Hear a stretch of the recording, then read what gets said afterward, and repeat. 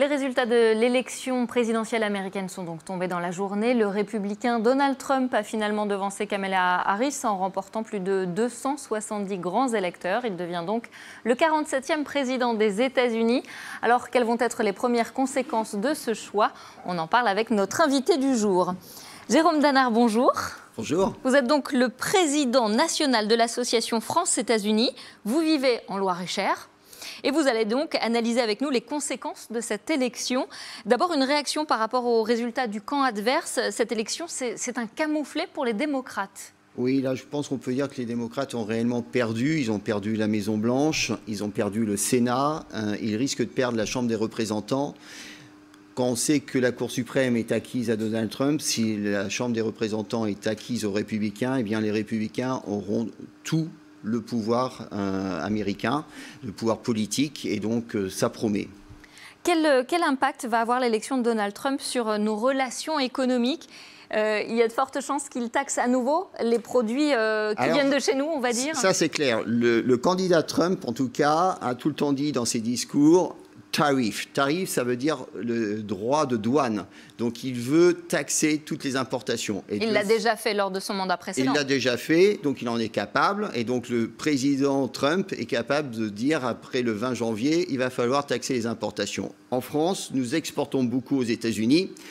Et en Touraine aussi, et en Loir-et-Cher aussi. Et le Loir-et-Cher est concerné. On exporte du vin notamment, donc nos vignerons peuvent être concernés. Nous avons aussi des ateliers de maroquinerie avec LVMH. Le luxe donc va en pâtir aussi. Et puis on a un certain nombre de sous-traitants par rapport au secteur de l'aviation, où là on exporte aussi aux États-Unis. Donc oui, la politique économique de Donald Trump va avoir des répercussions concrètes sur notre économie et sur nos emplois au niveau local. C'est une évidence. Quelles conséquences également sur l'amitié franco-américaine? Est-ce qu'elle peut en pâtir? Honnêtement, je ne pense pas et je ne le souhaite pas, tout simplement parce que l'amitié franco-américaine se passe entre deux peuples. Et je dirais, quel que soit le locataire de la Maison-Blanche, aujourd'hui, les deux peuples s'apprécient. Il y a une amitié vraiment forte et sincère entre nos deux pays. C'est aussi la raison d'être de l'association France-États-Unis qui existe depuis 1945. C'est 22 chapters en France, 2500 adhérents. Donc oui, on imagine quand même que ça va continuer dans la bonne entente. On a une histoire très forte.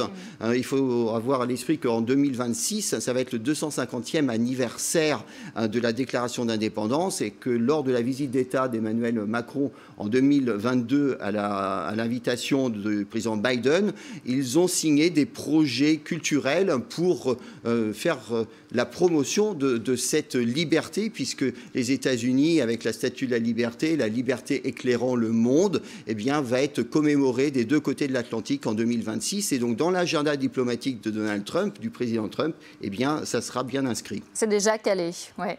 Quelles conséquences sur la défense européenne? Là, on craint tous, on allait dire, pour le conflit en Ukraine, entre la Russie et l'Ukraine. Alors, si on se réfère au programme du candidat Trump, il a eu une position très forte en se posant des questions sur le rôle des États-Unis dans l'OTAN.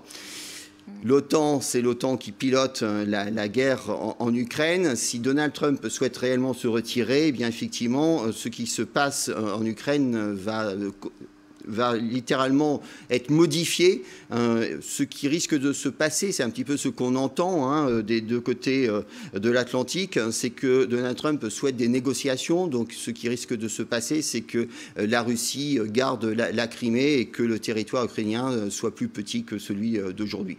Bon, bah, écoutez, merci en tout cas d'être venu nous éclairer avec votre connaissance. Merci.